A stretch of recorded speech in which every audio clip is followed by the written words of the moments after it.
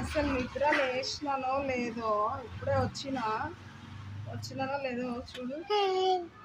ఇగో మా ఫ్రెండ్ అయితే ఎన్ని చెట్లు ఇచ్చి పంపించిందో చూడండి నా కోసము. బచ్చలాకు, మల్లె చెట్టు, కరివేపాకు, ఇంకా ఇగో ఇది పప్పులో ఆకు ఇవి పంపించింది నా కోసం గురించి. థ్యాంక్ యూ సో మచ్ పారు. నీ ప్రేమకు అసలు వెళ్ళగట్టలేదు. అసలు మా ఇంట్లో స్థలమే లేదు. స్థలం లేకపోయినా నా కోసం ఇన్ని చెట్లు పంపించినాను. Thank you. ఇంకా ఫస్ట్ అయితే కరివేపాకు చెట్టు నాటుతున్నాను నేను.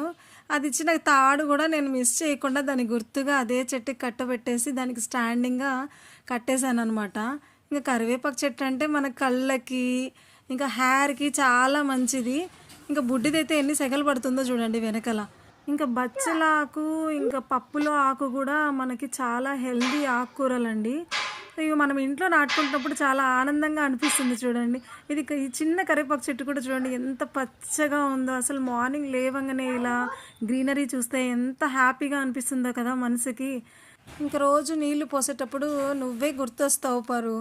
నువ్వు చెట్లు పంపించినందుకు, సుజాత నా కోసం ఊరు నుంచి తెచ్చినందుకు చాలా చాలా థ్యాంక్ యూ.